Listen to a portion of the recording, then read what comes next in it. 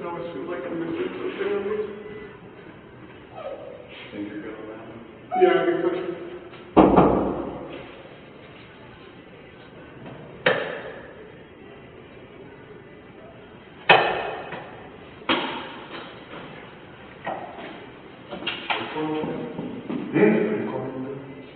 Hospital lunch? 3 right now. Can you be at the hospital? 3.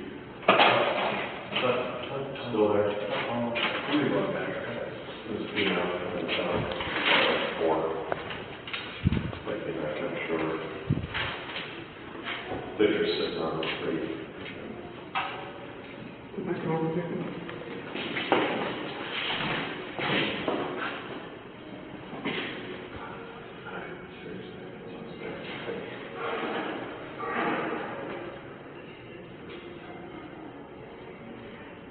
Rosewater have a bunch of names over there? Oh, yeah. Oh, uh-oh. Let's go down that road and then we're back to the road. In a good way. I'm skipping. Too many spots. 6 seconds. Nice. Just doing a workout on the spare session in your fields. Merge. That's real late. I hear it merge.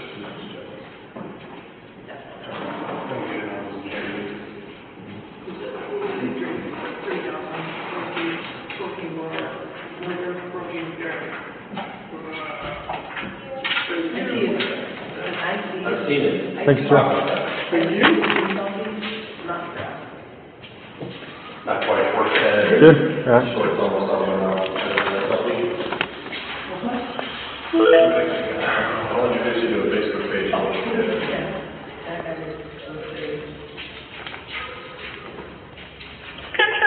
Frederick, PD all the way out, please.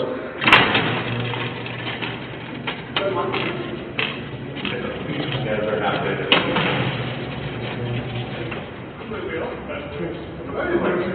That sounds like talking. Just watch. Just wait.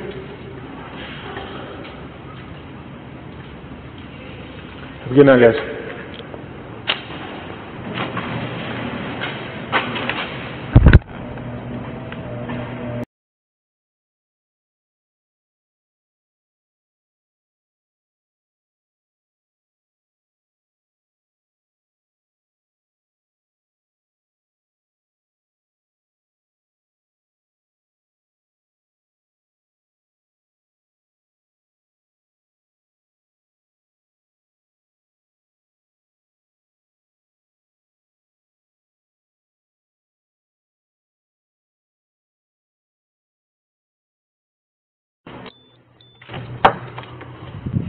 Chris, go and stand up for me. But I'm going to have you face that wall over there. Yep, just face it. Lift up your hands.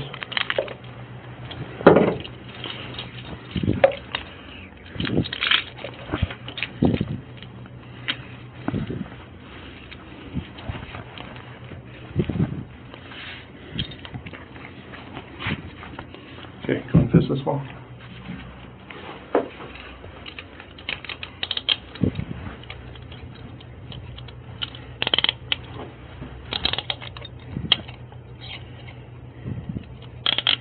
Okay, go and face me.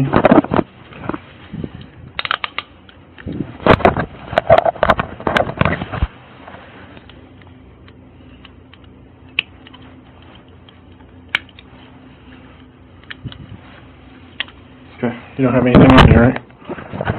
Okay, nothing in your pockets? Okay, go and face that other wall behind you. I'm just going to search you real quick. Spread your legs. Further.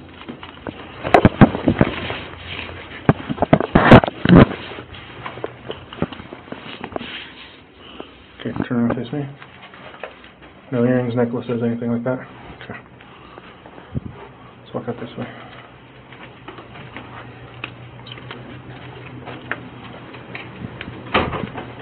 Go straight.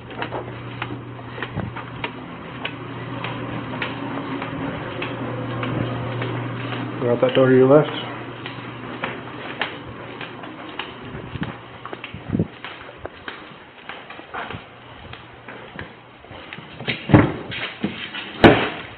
Have a seat.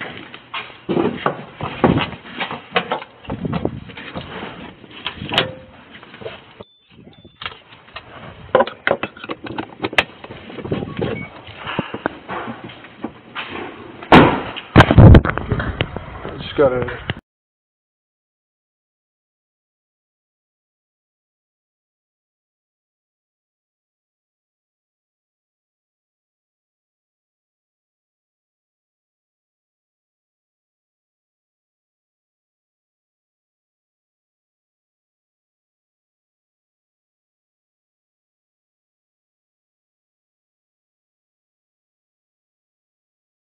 Good morning, you're welcome to be seated.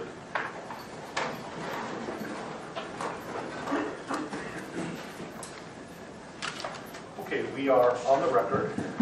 We are in Division 17 of the Weld County District Court, and we are here regarding Weld County case number 18CR2003, people of the state of Colorado versus Christopher Lee Watts. My name is Marcelo Cupcam, the District Court Judge here in Weld County, and I will be the presiding judge in this case. If I could please have the lawyers identify themselves for the record, starting with the prosecution. Good morning, Your Honor. Michael Rourke on behalf of the people. Patrick Roach on behalf of the people. Senator John Walsh on behalf of the defense. Jim Gerson on behalf of Mr. Watts. Thank you. Thank you. And Mr. Rourke, did you want to make a record regarding compliance with the Victims' Rights Act? Yes, Your Honor. We are in compliance with the Victims' Rights Act. Frank Rusick, who is Shanann Watts' father, is present in the courtroom, as is Frankie Rusick, who is Shanann Watts' brother. They are present in the courtroom, and we have advised them of the purpose of today's hearing and what we expect to occur. Thank you. Mr. Watts, last week I gave you a limited advisement because charges had not been filed. They have now been filed, so I'm going to give you a full advisement. If at any time you have any questions, please let me know, and you're welcome also to certainly consult with your attorneys, okay? Yes, sir. So, you do not need to make any statements. Any statements you make can be used against you. Do you understand? Yes, sir. You have the right to be represented by counsel, and if you're indigent, you have the right to request the appointment of counsel or consult with a public defender before any further proceedings are held, and I see that you've taken advantage of that right. Any plea that you make must be made voluntarily and not the result of undue influence or coercion. You understand? Yes. At this point, I have denied your right to bail, given the charges. You can certainly have a conversation shortly about that issue. You have the right to understand the nature of the charges. We'll go over that in a moment. You have the right to a jury trial. You also have the right to demand and receive a preliminary hearing within a reasonable time to determine whether probable cause exists to believe that the offenses charged were committed by you. Do you understand? Yes, sir. I assume that the defense has received a copy of the complaint and information. Mr. Watts will explain to you what you have been formally charged with and what the possible penalties are. Count 1 alleges that on or about August 13, 2018, Christopher Lee Watts unlawfully, feloniously, after deliberation, and with the intent to cause the death of a person other than himself, caused the death of Shanann Watts in violation of Colorado Revised Statutes 18-3-102, subsection 1, subsection 8. And that crime is classified as murder in the first degree, a class 1 felony. Do you understand?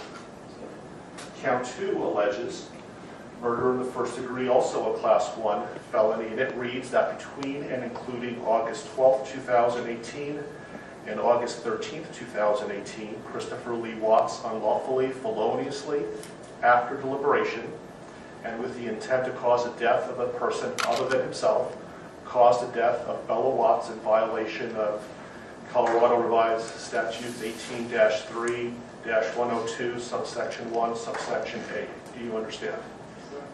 Count 3 alleges murder in the first degree, a class 1 felony, and specifically it alleges that between and including August 12, 2018 and August 13, 2018, Christopher Lee Watts unlawfully, feloniously, after deliberation, and with the intent to cause the death of a person other than himself, cause the death of Celeste Watts in violation of Colorado Revised Statutes 18-3-102, subsection 1, subsection A. Do you understand? Count 4 alleges murder in the first degree, a class 1 felony. It alleges that between and including August 12, 2018 and August 13, 2018, Christopher Lee Watts unlawfully, feloniously, and knowingly caused the death of Bella Watts, a child who had not yet attained 12 years of age, and the defendant was in a position of trust with respect to the victim in violation of Colorado Revised Statutes 18-3-102, subsection 1, subsection F. Do you understand?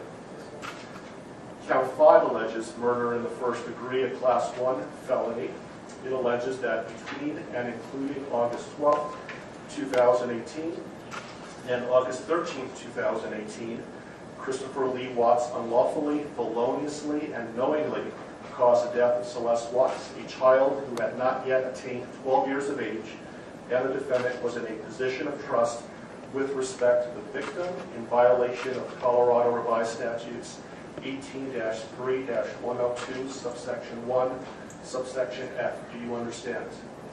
With regard to these first 5 counts, the minimum sentence that the court could impose if convicted is life imprisonment in the Colorado Department of Corrections, and the maximum death, the sentence is death.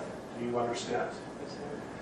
Let me also point out that pursuant to Rule 32.1 of the Rules of Criminal Procedure, the prosecutor would have to file a written statement of intent to seek the death penalty no later than 63 days after arraignment.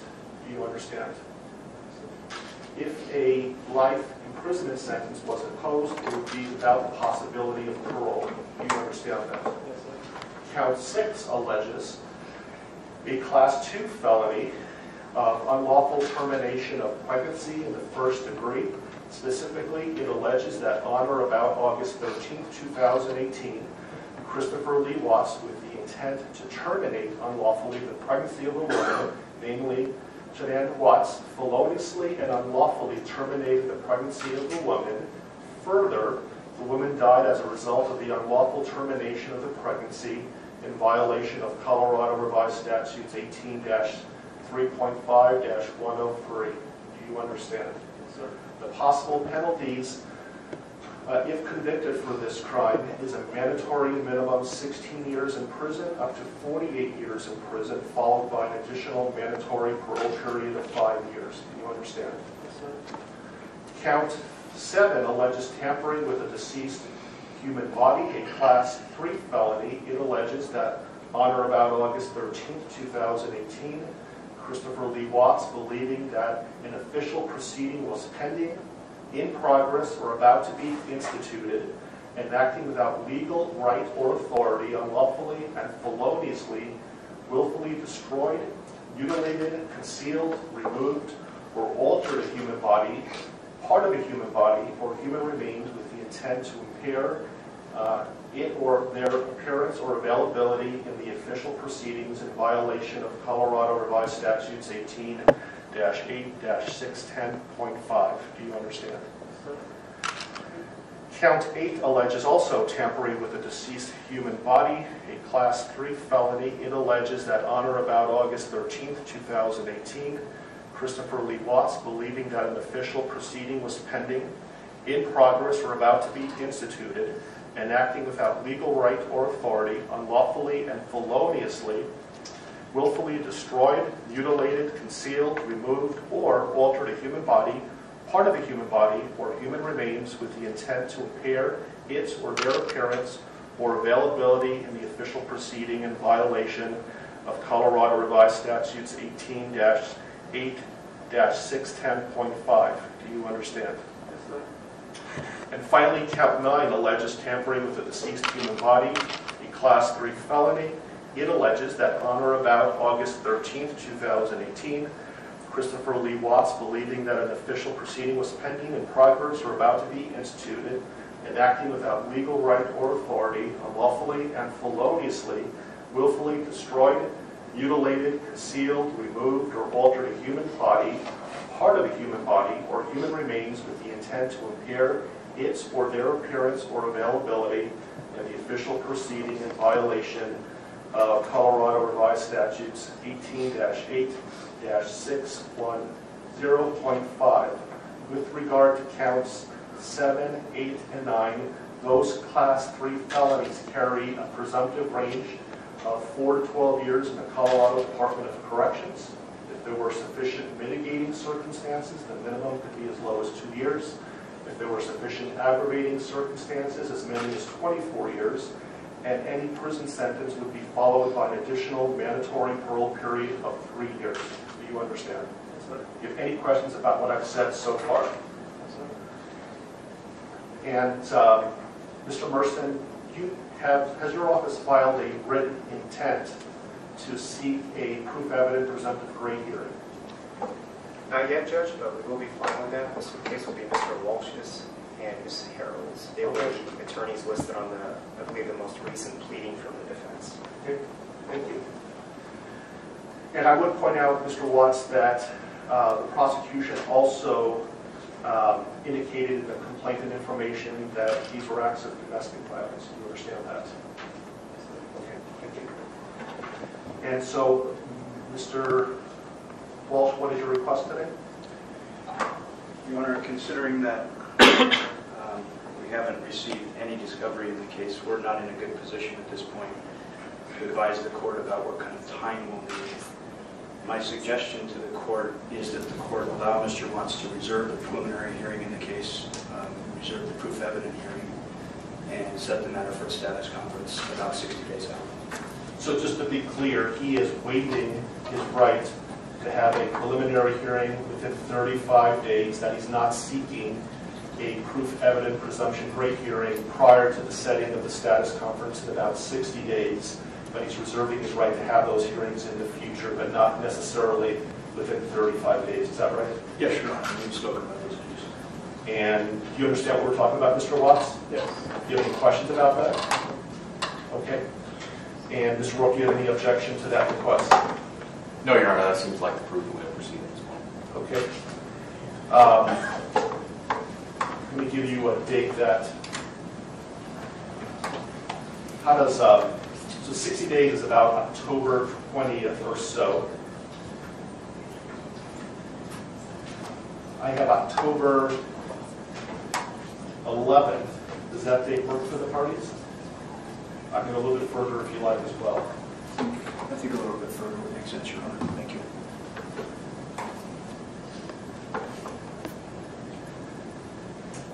How about November 19th? While we're waiting for lawyers to let me make a record that the court's going to find that Mr. Watts is knowingly, intelligently, and voluntarily waiving his right to have a preliminary hearing within 35 days. And while he has not asked for a proof evident presumption grade hearing yet, I'm told that he will, and he's not requesting that hearing prior to the status conference that we're setting today. Agreed? Yes. That date works fine with the defense, Your Honor. Thank you. Your Honor, I spoke to the Rusicks, and that is fine with the people as well as the victims. How is late morning on November 19th? Anytime, Your Honor. Late morning is fine. How about 10:30? That'll work for the people. And that will be in Division 16. I apologize for the bouncing around of division, but my courtroom obviously is not big enough, and I will keep you updated on where the divisions are going to be, but the next court date will be in Division 16. Are there any other questions, comments, concerns, anything that we can address today before us recessing? I think there are a couple of things outstanding, Your Honor, and first I wanted to address one very ministerial point of clarification with respect to the standing decorum order that the court entered yesterday. By its terms, when the court defines the applicable areas, that includes my office, specifically the boundaries of the district attorney's office. I just wanted to make a request for clarification that the terms of this order do not apply to the conduct that occurs within my office itself. Agreed. Thank you. Otherwise, I have provided a copy of this to the employees of my office, and we will be providing it to law enforcement after this hearing as well. Thank you. I also intend on issuing a case management order later today, so be on the lookout for that. I don't know if the court has the desire at this point this morning to address a couple of the other outstanding motions that the Public Defender's Office has filed that we had entered or filed responses to. We have not addressed motions 2, 3, 5, and 7. And those are the defense motions 2, 3, 5, and 7. And for the record, our responses were C, D, E, and F. I don't have those motions in front of me, but I know that I issued a number of written orders yesterday. Did you receive those? I received written orders, but not as it relates to those 4, so perhaps they just haven't reached my desk yet. If they haven't yet, I will issue a written ruling. We'll be getting them shortly. But I issued a number of orders yesterday. Your Honor, does that include, I did get the order on motion 5 and motion 7. Does that include motions 2 and 3 then that the court would? Remind me what 2 and 3 are again? Motion 2 is the motion to allow confidential defense experts to be present for any testing. And we did have a bit of additional argument on that if the court wanted to hear it.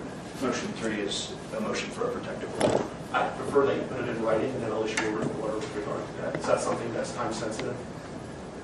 I think it could be, Your Honor. I can't speak for the district attorney, but it could be.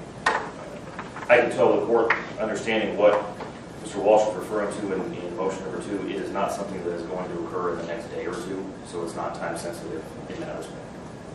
So you'll be received, if you want to put something in writing, that's what you want it to, and I will issue a written order in a timely manner. Does the court want to give us a deadline for that? Sure, when would you like to file a response? I can have it done in a day or 2. Okay. And so you have control, Mr. Warwick, as to when the testing is going to occur? Absolutely. I can certainly make clear to our forensic agents that pending the litigation or the receipt of a court order on this, that we will not do any forensic testing. That'd be great. So did you want to have time to file a reply to the response? If necessary, if I could have 3 business days to file a response to whatever Mr. Walsh files in the next couple of days, I would appreciate that. Okay, so Mr. Walsh, can you have something filed by close of business tomorrow? Yes, sir. Okay, so close of business on Monday, Mr. Warwick? Yes, sir. And I'll have something to the parties by midweek next week. Thank you. Any other issues that we can resolve today? Not for the people here. No, Your Honor. Okay. Okay, we are in recess. Thank you for your time.